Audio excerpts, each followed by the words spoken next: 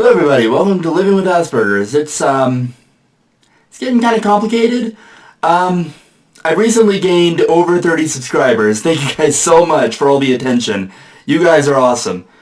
But also, one of my all-time favorite video games got a big update about a week ago, Civilization 6. And, oh my god, this update is absolutely amazing. So, for those of you that are unaware of what Civilization 6 is, Civilization 6 is a very well-known video game made by 2K Games and Firaxis. And both of these companies have been working on the series for quite some time.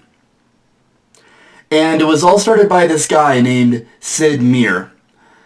Now, this guy wanted a strategy game that focused a lot more on diplomacy and actually using real strategy, rather than just building the biggest army you possibly can and taking over the world. Now you can do that in Civilization 6. It's very difficult to do though, because in order to get the resources you need for it, it's just mind-boggling how much resources you actually need. Now, this latest update has added a civilization that's never been seen before in the game, and I'm super glad that they added it because I knew it would be an amazing addition, because somebody made a mod for it in Civ 5 and I've played that mod and it was pretty good. This mod is Australia, and the most recent civilization in Civ 6 is Australia. So this game, Australia, is fairly overpowered, but oh my god is it fun to play as them. Not only do you get huge bonuses for building your cities on the shoreline just like in real life Australia, but you can build up an army stupidly fast if the conditions are right. Because one of their big bonuses, since they're under the leader John Curtin, who was the leader of Australia during World War II, he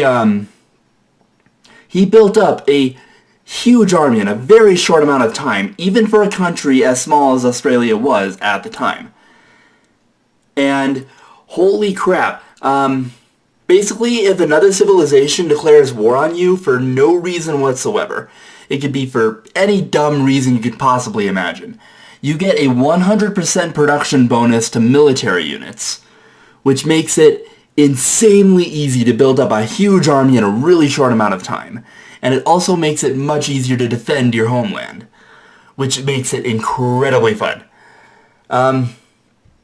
But also, the music for Australia is incredible. I love the music that they picked. And it gets even better as it goes on through the ages, which I think is amazing. Poland was also added as an update earlier than Australia, but the music in there is kind of weird. Like, yeah, sure, Poland is very OP, but the music is just really weird. You know, it goes from classical Polish music to Christmas music, I'm not even kidding. And then it goes back to the Polish music, but they've modernized it, and it doesn't sound as good as, like, the medieval version. But, yeah, I mean, enough about video games. You guys have heard enough. In my own personal life, I have been getting into music production again, and I've had this problem since, like, a year ago. I cannot seem to get anything done in terms of music. And I've been trying, and I really don't know what to do at this point. So I think I'm just gonna make something, hope to God that it works, and hopefully you guys will hear it in the next video for a bit of an outro. I don't know if I'm gonna need an outro screen or not sooner or later. Yeah, I should probably think about that for my later YouTube career, if this does take off, which it seems to be doing. So, once again, thank you guys all for the views, and for the subscription. If you liked it, hit that like and that subscribe button. You guys are awesome.